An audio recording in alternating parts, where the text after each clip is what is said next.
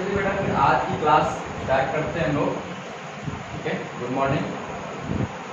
आज का जो टॉपिक है वो है हमारा प्रॉपर्टीज ऑफ डिटरमिनेंट। क्या है? Properties of determinant. इसमें पहली प्रॉपर्टी जो हमें सीखनी है वो है कि value of determinant remain same by replacing every row with corresponding columns. कहने का मतलब है कि अगर हम उस डिटरमिनेंट का ट्रांसपोज कर दें बेटा तो वो क्या होता है हमारे पास, उसकी वैल्यू क्या होती है, सेम होती है। और हम लोगों ने डिटरमिनेंट ऑफ प्रॉपर्टी जब मैट्रिक्स पढ़ रहे थे हम लोग पढ़ा भी था कि determinant of A equal to जो होता है वो डिटरमिनेंट ऑफ ए का ट्रांसपोज होता है बेटा, ए इक्वल होता है। ठीक है ना। तो सपोज कर लेते हैं यहाँ पे हमारे पास कोई एक डिटरमिनेंट है a11 a12 a13 a21 a22 a23 a31 a32 और a33। अगर हम यहाँ पर r1 को C1 से R2 को C2 से और R3 को C3 से रिप्लेस कर दें तो जो डेल्टा डैश बनता है हमारे पास A11 A21 A31 और A11 रिप्लेस करेंगे A11 A12 A13 पहली रो होगी बेटा हमारे पास, सेकंड रो और थर्ड रो। तो इन दोनों में क्या होता है, डेल्टा 1 इक्वल टू क्या होगा, डेल्टा इक्वल टू क्या होगा हमारे पास, डेल्टा डैश होगा बेटा। और इसी को हम लोग ट्रांसपोज भी कहते हैं। डैश का मतलब भी क्या होता है हमारा, ट्रांसपोज होता है कि डेल्टा का वह ट्रांसपोज डिटरमिनेंट का ट्रांसपोज हमने यहाँ पर किया है तो जो वैल्यू आएगी वो क्या आएगी हमारे पास, सेम आएगी। ठीक है ना। चलिए एक छोटा सा एग्जांपल देखते हैं और फिर आगे बढ़ते हैं।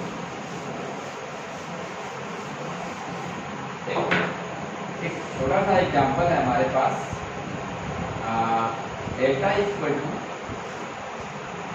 1t माइनस का 1 बेटा 4 0 माइनस का 2 5 3। ठीक है, इसको एक्सपेक्ट करते हैं हम लोग तो कितना आएगा बेटा, ये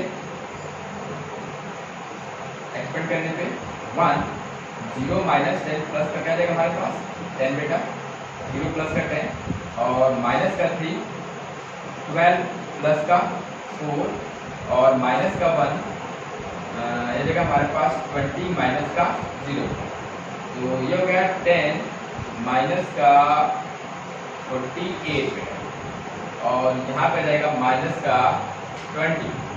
तो ओवरऑल जो वैल्यू मिलेगी हमें 58 मिलेगा। ठीक है। आगे अगर हम इसका ट्रांसपोज करते हैं बेटा, क्या करते हैं ट्रांसपोज, मतलब यहाँ पर हम R1 को रिप्लेस से इंटरचेंज करते हैं बेटा किससे, C1 से, R2 को C2 से और R3 को इंटरचेंज करते हैं बेटा किससे, C3 से। तो क्या बनेगा हमारे पास, तो यहाँ पे हमारे पास आ जाएगा डेल्टा डैश। चलिए चेंज करिए बेटा, क्या आएगा हमारे पास 1 3 माइनस का 1 4 0 माइनस का 2 2 5 3। ठीक है ना। तो ये डेल्टा डैश इक्वल टू कितना देगा हमारे पास बेटा 1 प्लस का 10 हो जाएगा बेटा माइनस का 4 ये जाएगा हमारे पास 9 प्लस का 5 बेटा और ये जाएगा हमारे पास प्लस का 2 तो ये बनेगा माइनस का 6 बेटा। ठीक है, और प्लस का 5 ये तो यहाँ से जाएगा माइनस का 10 और माइनस का 10 बेटा और माइनस का 56। ठीक है, और माइनस का 2 बेटा। तो यहाँ से हमें मिल जाएगा कितना, माइनस का तो माइनस ये प्लस का है ना, ये प्लस का है। ठीक है, तो ये प्लस का है, कितना आ गया हमारे पास 40 माइनस का 48। यहाँ पर हम लोग देख रहे हैं कि हमने डेल्टा निकाला था उसकी वैल्यू कितनी आ रही,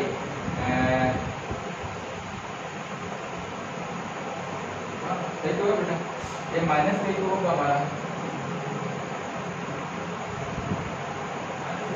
प्लस का होगा क्या कर भाई 1 0 प्लस का हो गया हमारे पास बेटा प्लस का 10 माइनस का 56 और माइनस का 2 बेटा, 2 माइनस का 6, माइनस का 6 आएगा, माइनस का 0, तो माइनस का 12 आएगा। ठीक है, यहाँ पर कितना आएगा हमारे पास 58। तो यहाँ पे हमारे पास मिला डेल्टा इक्वल टू कितना हो गया, डेल्टा डैश। क्लियर हो गया। तो कहने का मतलब है बेटा कि अगर हमारे पास कोई डिटरमिनेंट है और उस डिटरमिनेंट में अगर हम उसके सभी रो को कॉलम से करस्पॉन्डिंग कॉलम से इंटरचेंज कर दें तो भी उस डिटरमिनेंट की वैल्यू क्या होती है हमारे पास, सेम रहती है। क्लियर। चलिए आगे नेक्स्ट प्रॉपर्टी पर बात करते हैं। प्रॉपर्टी नंबर 2 क्या है यहाँ पे,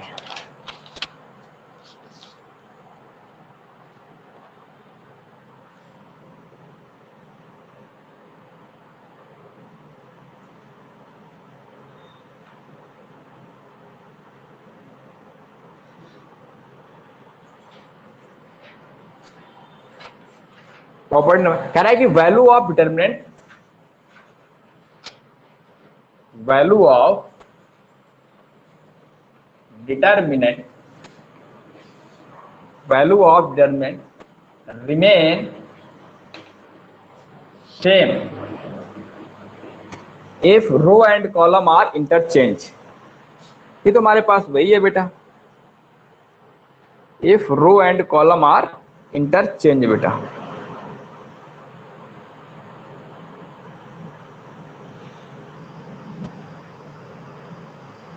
चलो अब लिख गया तो लिख लो, same if row and columns are interchange बेटा।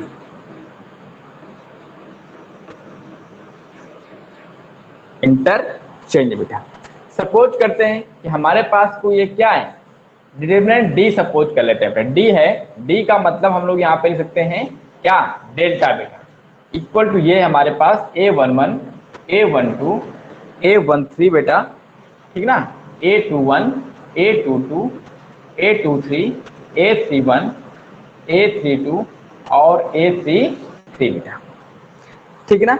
अगर हम इस डिटरमिनेंट का ट्रांसपोज निकालें बेटा, क्या निकालें, ट्रांसपोज निकालें, ट्रांसपोज निकाल रहे हैं, इसका मतलब है कि जब हम लोग यहाँ पर ट्रांसपोज निकाल रहे हैं बेटा तो क्या कर रहे हैं हम लोग, यहाँ पर रो को कॉलम से क्या कर रहे हैं, इंटरचेंज कर रहे हैं बेटा। यहाँ पर कितना आएगा बोलो, A11, A12 और A13 बेटा, A21, A22 और A23, A31, A32 और A33।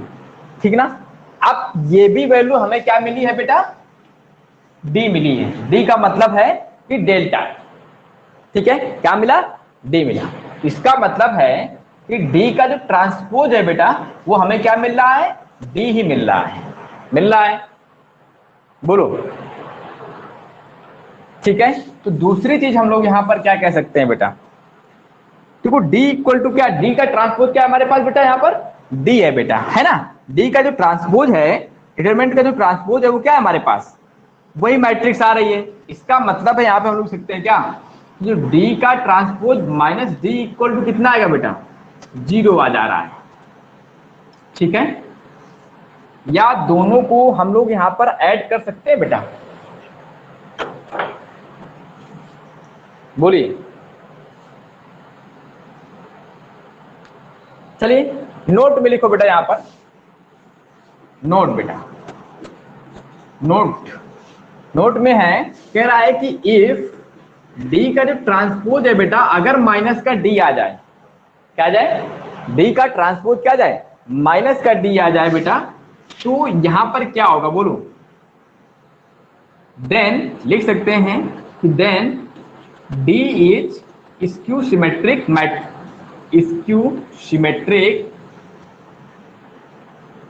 स्क्यू सिमेट्रिक होगा हमारा। ठीक ना। अब यहां पर एक चीज तो हमें पता ही है, जो डिटरमिनेंट की जो प्रॉपर्टी कहती है वो क्या कहती है बेटा, बोलो। वो कहता है कि जो डी का ट्रांसपोज होता है वो क्या होता है हमारे पास, डी होता है, होता है। इसका मतलब है कि यहाँ पे लिखते हैं क्या, d प्लस का d इक्वल टू 0, मतलब 2d इक्वल टू 0, तो d की वैल्यू कितनी आ गई, 0। इसका मतलब है कि जो स्क्यू सिमेट्रिक जो डिटरमिनेंट्स बनेगी हमारे पास, ठीक है, वो क्या होंगी, उसकी जो डिटरमिनेंट्स आएगी वो कितनी आएगी, 0 आएगी बेटा। हमेशा अगर हमें ये पता चल जाए कि जो डिटरमिनेंट्स है वो स्क्यू सिमेट्रिक है बेटा, भाई हमारे पास डिटरमिनेंट्स कब आएगी, जब हम मैट्रिक्स को क्या करेंगे, जब स्क्यू सिमेट्रिक मैट्रिक्स क्या लेंगे हम लोग, डिटरमिनेंट लेंगे बेटा, ठीक है। तो क्या मिलेगा हमें, स्क्यू सिमेट्रिक डिटरमिनेंट मिलेगा। तो उसकी जो वैल्यू होगी वो क्या होगी, आंख मूंद करके क्या कह सकते हो, 0, ठीक है ना, और कुछ नहीं है आपका ये। देखो एक चीज हमने यहाँ पर ये निकाला है कि जो डी का जो ट्रांसपोज है बेटा वो कितना है हमारे पास, डी आ रहा है।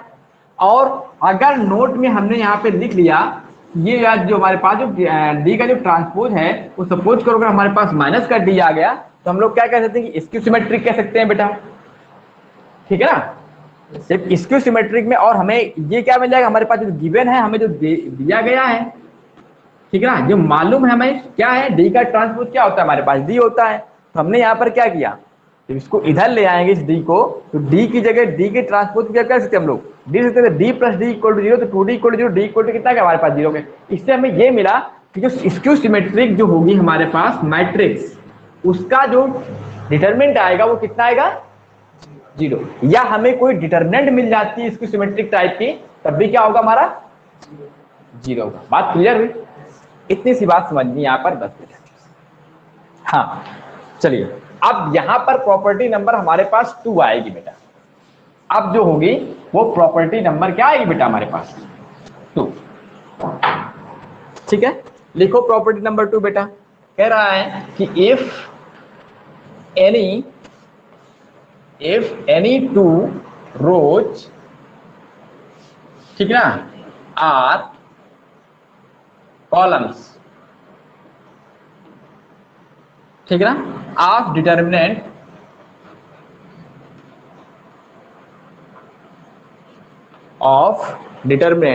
आर इंटरचेंज,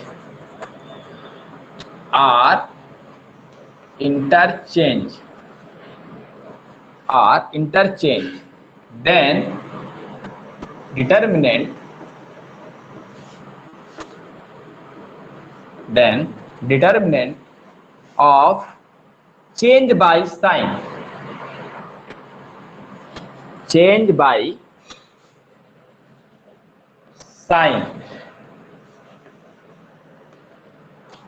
कहने का मतलब क्या है कि अगर हमने किसी भी एक रो को किसी रो से इंटरचेंज कर दिया बेटा, या किसी कॉलम को किसी कॉलम से क्या किया, इंटरचेंज कर दिया, एक बार जब करेंगे तो हमारे पास जो डिटरमिनेंट्स की वैल्यू होगी वो क्या होगी, बदल जाएगी। जैसे हम लोग सपोज करते हैं माइनस हो जाएगी, प्लस होगी तो माइनस होगी, और माइनस होगी तो प्लस हो जाएगा, ठीक है ना।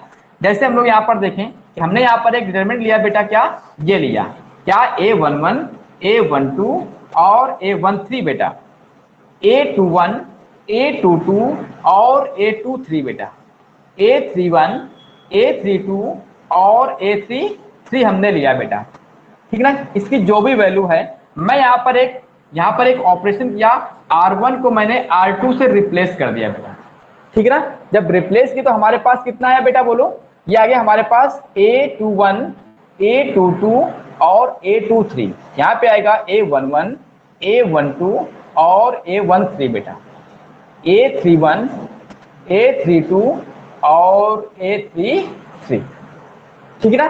तो यहाँ पे जो डेल्टा इक्वल टू हो गई, इसको डेल्टा 1 कहो बेटा, इसको डेल्टा 2 कहो, तो डेल्टा 1 जो होगा, ठीक है ना, इसको अगर हम ये कहें बेटा डेल्टा 1 या डेल्टा 2 हमने कह दिया, ठीक है, तो डेल्टा 1 जो आएगा बेटा वो माइनस का डेल्टा 2 के इक्वल होगा बेटा, ठीक है ना। अगर ये हमारे पास 5 है तो ये कितना आएगा, माइनस का 5, एक बार चेंज साइन हो जाएगा। लेकिन अगर सोचो, अगर हमने यहाँ पर एक डेल्टा 3 लिखा, वो हमने ये लिख दिया, और फिर हमने क्या किया बेटा, इसमें हमने R2 को रिप्लेस कर दिया, किससे, R3 से रिप्लेस कर दिया इस वाले डिटरमिनेंट में, तो कितना आएगा बोलो, यहाँ पर जो a21 A22 A23 बेटा, और यहां पर जब हमने रिप्लेस किया तो A31 A32 और A33, यहाँ पे जाएगा A11 A12 A13। इसकी जो वैल्यू आएगी हमारे पास, ठीक है ना, वो फिर से डेल्टा वन के इक्वल आ जाएगा। तो here delta one equal to delta, नई बात समझाई, ठीक है ना। अब यही काम हम कॉलम में कर सकते हैं। अगर हमने यहाँ पर फर्स्ट को सेकंड से कन्वर्ट कर दिया तो माइनस साइन लग जाएगा, और फिर किसी को हम अगर चेंज कर देंगे तो फिर क्या होगा, फिर बदल जाएगा साइन। क्लियर हुई बात?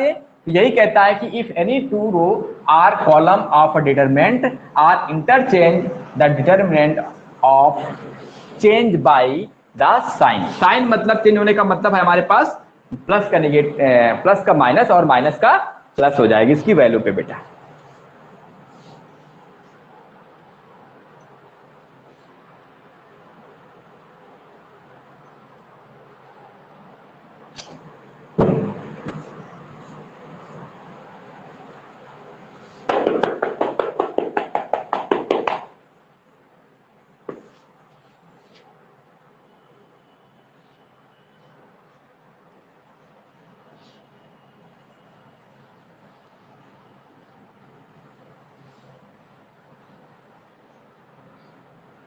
चल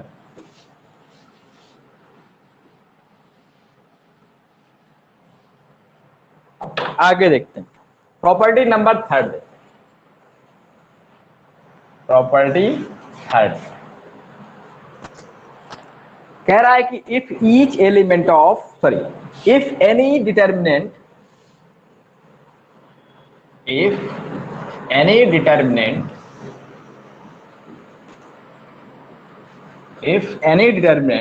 has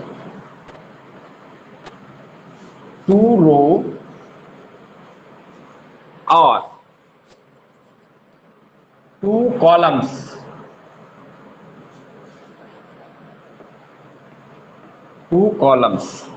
are identical,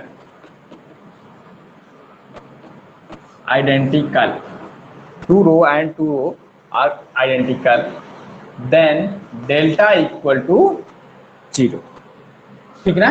then delta equal to 0।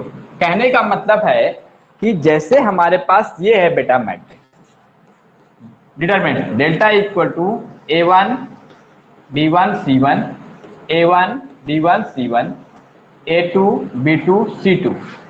हमने यहाँ पर क्या देखो बेटा, यहाँ पर जो C1 इक्वल टू है किसके इक्वल है, C2 के। इसका मतलब डायरेक्ट लिखेंगे क्या हम लोग, 0, ठीक है ना। अगर C1 इक्वल टू क्या मिल जाएगा, C2, तो क्या बोल देंगे, तो डिटरमिनेंट की वैल्यू आएगी वो क्या आएगी, 0 आएगी। जैसे हमारे पास एक डिटरमिनेंट है 1 3 4, ठीक ना, 5 3 माइनस का 1 1 3 4 बेटा, क्या आएगी वैल्यू इसकी, बोलो। देखो ये R1 है और ये R3 है, R1 इक्वल टू कितना है, R3, तो डेल्टा की वैल्यू कितनी हो गई, 0, ठीक है ना। ठीक, तो अगर हमारे पास यहाँ पर किसी डिटरमिनेंट में अगर दो रो या फिर दो कॉलम आपस में इक्वल हैं या आइडेंटिटी है, आइडेंटिकल मतलब इक्वल है बेटा, तो वैल्यू कितनी आएगी, 0 आ जाएगी, ठीक है ना।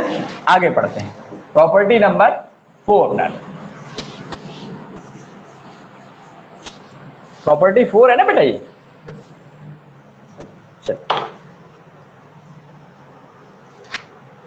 प्रॉपर्टी 4 पढ़ते हैं। कह रहा है कि if each element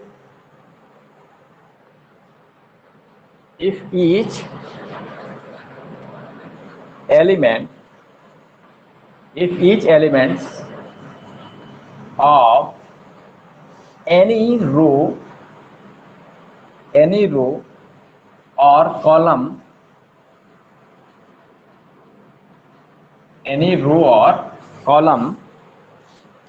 can be expressed as, ये लिख दिए क्या बेटा हमने, चलिए लिख ही लेते हैं, any row or column can be can be expressed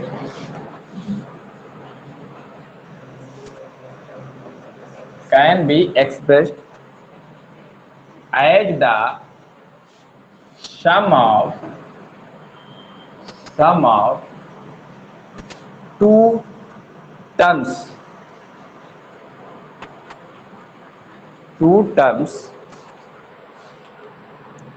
the determinant.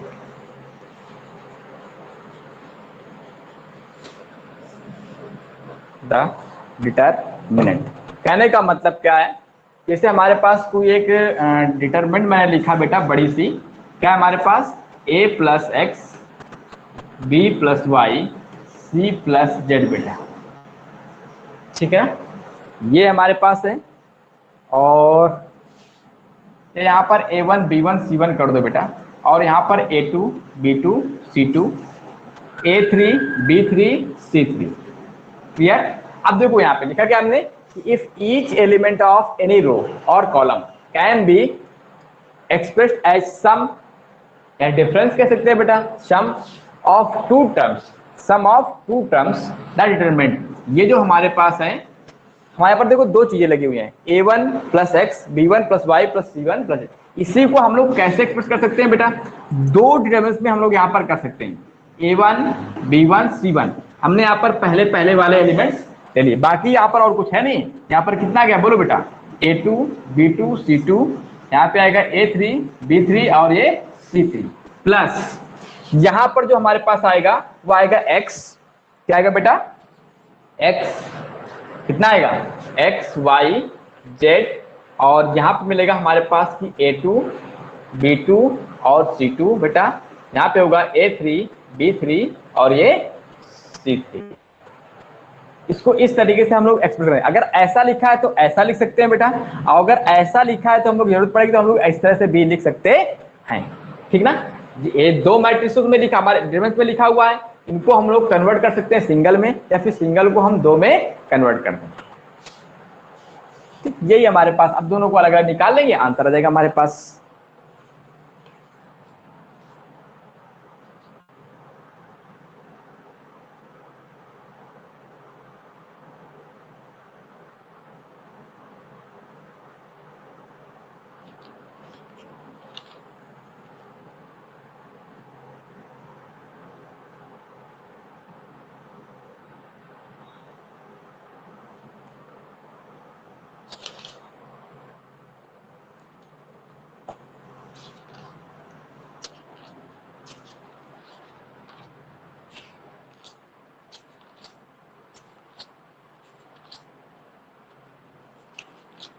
आगे बात की जाए भाई।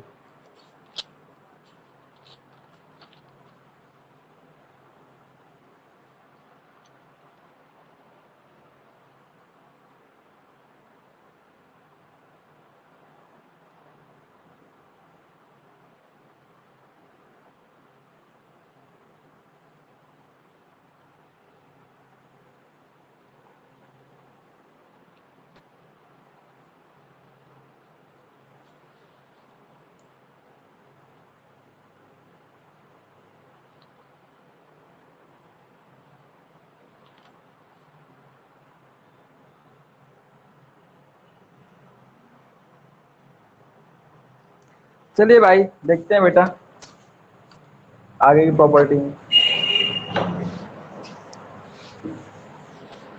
देखो किसी भी अगर डिटरमिनेंट में कोई भी एक रो या कोई भी एक कॉलम के सारे एलिमेंट्स क्या है बेटा, जीरो है, तब भी क्या होगी, डिटरमिनेंट की वैल्यू क्या होगी बेटा, जीरो होगी। तो जो भी प्रॉपर्टी हो लिख लो बेटा, if any if in the determinant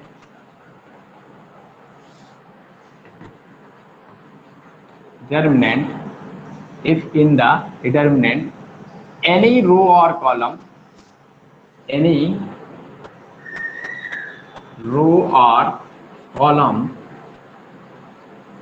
ठीक है, is zero then value of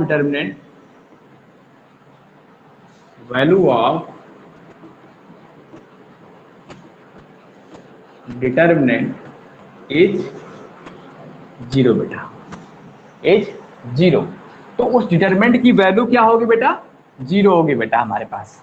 कहने का मतलब है कि डेल्टा इक्वल टू, अगर हमारे पास ये मिल गया बेटा 0 0 0, ठीक ना, A1 B1 C1 और ये A2 B2 C2 आ गया, इसकी वैल्यू क्या होगी, जीरो। मतलब इस डिटरमिनेंट की वैल्यू क्या होगी, जीरो होगी। कहने का मतलब है कि कोई भी रो और कोई भी कॉलम, एक ही रो या एक कॉलम हमारे पास क्या होगा, जीरो होगा, तब भी क्या होंगे हमारे पास, जीरो हो जाएगा। ठीक है ना, उस डिटरमिनेंट की वैल्यू क्या होगी बेटा, जीरो हो जाएगी हमारे पास पूरी की पूरी। आगे नेक्स्ट प्रॉपर्टी देखते हैं बेटा हम लोग। क्लियर हुआ बेटा?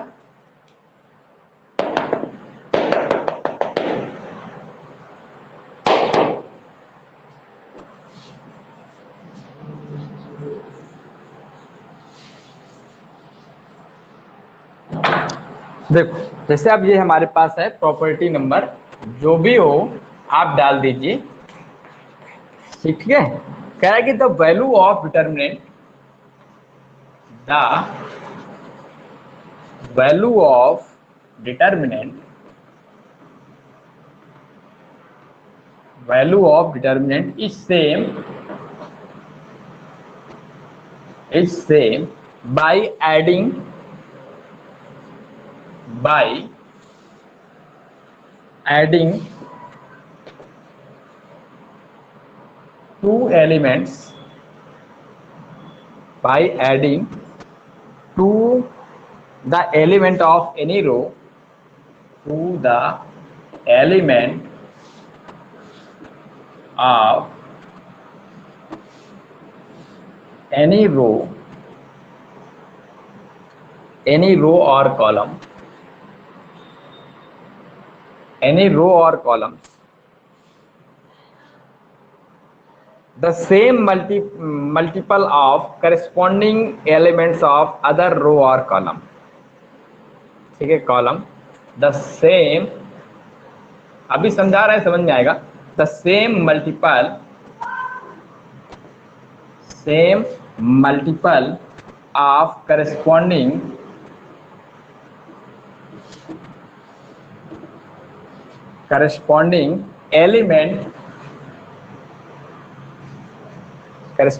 elements of other row or column,